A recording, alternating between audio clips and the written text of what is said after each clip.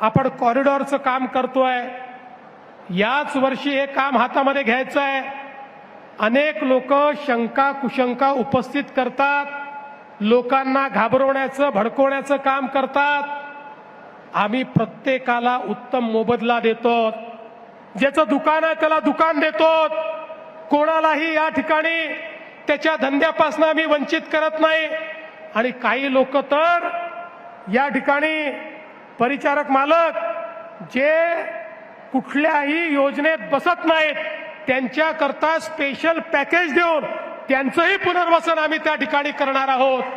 त्यामुळे माझी विनंती आहे, आणि मी तर हे म्हणेन, आज जे दुकानदार त्या ठिकाणी आहेत, आज त्यांचा जो त्या ठिकाणी धंदा होतो, त्यांची उपजीविका चालते, एकदा आपला कॉरिडॉर होऊ द्या।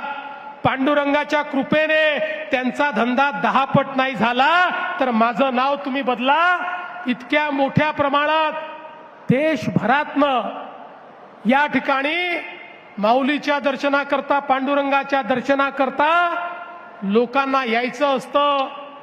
खरं म्हणजे केवळ आषाढीला नाही, केवळ कार्तिकीला नाही, केवळ एकादशीला नाही, पंढरपूरच्या विठुरायाचे भक्त इतके आहेत की लाखो लोक रोज या पंढरपूरमध्ये येऊ इच्छितात, पण व्यवस्था नसल्यामुळे येता येत नाही। आता इतका भव्य, इतका दिव्य, इतका सुंदर कॉरिडॉर आपण तयार करणार आहोत की ज्यामुळे पंढरपूर नाही, या सोलापूर जिल्ह्याची अर्थव्यवस्था बदलून जाईल। इतकं जबरदस्त अशा प्रकारचं कार्य हे त्या ठिकाणी आपण करतो। नाशिक, सोलापूर, अक्कलकोट 6 पदरी रस्ता आपण मंजूर केलाय। केंद्र सरकार, मोदीजी 20,000 कोटी देत आहेत, त्यामुळे एक्सपोर्ट करण्याकरता नवीन वाढवण बंदराशी तुमच्या सोलापूरची थेट कनेक्टिव्हिटी होणार आहे। पुढच्या काळामध्ये एक्सपोर्टचा फायदा या माध्यमातून या ठिकाणी होणार आहे। आणि एवढंच नाही तर म्हैसाळ उपसा सिंचन योजनेकरता 1594 कोटी आपण दिले। उजनी धरणामध्ये फ्लोटिंग सोलर आपण त्या ठिकाणी करतो, आणि त्या माध्यमातून JW ग्लोबल सुधारण्याकरता जायकाच्या माध्यमातून आपण त्याही ठिकाणी उत्कृष्ट अशा प्रकारच्या आरोग्य सेवा या कशा देता येतील याचा देखील प्रयत्न करणार आहोत।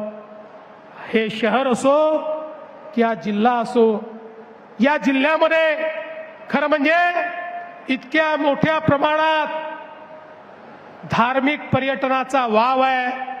मी आता इथे येण्याच्या आधी बार्शीला भगवंतांच्या प्रगट दिन उत्सवाला जाऊन आलो। त्या ठिकाणी देखील अतिशय मोठ्या प्रमाणात 1000 वर्ष जुनं प्राचीन अशा प्रकारचं मंदिर, पांडुरंगाचं मंदिर, बाजूला धाराशिव मध्ये आई तुळजा भवानी, त्या ठिकाणी अक्कलकोट मध्ये स्वामी समर्थ। मला असं वाटतं की एक प्रकारे संपूर्ण महाराष्ट्राची आध्यात्मिक शक्ती या सगळ्या पंचक्रोशीमध्ये आपल्याला पाहायला मिळते। आणि म्हणून या जिल्ह्याचा आशीर्वाद मिळणं, या शहराचा आशीर्वाद मिळणं, सिद्धरामेश्वरांचा आशीर्वाद मिळणं हे मी आपलं भाग्य समजतो। आणि पुन्हा एकदा आपल्या सगळ्यांना, सोलापूरकरांना या ठिकाणी आश्वस्त करतो की सोलापूरकरांनो, आपला विश्वास वाया जाणार नाही। आपल्या विश्वासाला आम्ही उतराई होण्याकरता दिवस रात्र मेहनत करू, आणि आमचे निवडून आलेले लोकप्रतिनिधी हे पारदर्शी प्रामाणिकतेतून आपली सेवा करतील हा विश्वास व्यक्त करतो। पुन्हा एकदा महापौर, उपमहापौर, स्टँडिंग कमिटी चेअरमन, सगळे नगरसेवक, झोनचे सभापती, जिल्हा परिषद अध्यक्ष, उपाध्यक्ष, सर्व सभापती, आमचे नगरपालिका नगरपंचायतीचे अध्यक्ष, उपाध्यक्ष, नगरसेवक या सगळ्यांचं मनापासून अभिनंदन करतो। या रणरणत्या उन्हामध्ये आपण सगळे लोक या ठिकाणी एकत्रित झालात। भारतीय जनता पक्षाला तुफानही थांबवू शकत नाही आणि ऊनही थांबवू शकत नाही, हे आपण सगळ्यांनी या ठिकाणी दाखवून दिलं। त्याबद्दल आपल्या सर्वांचे आभार मानतो आणि माझं बोलणं संपवतो। धन्यवाद।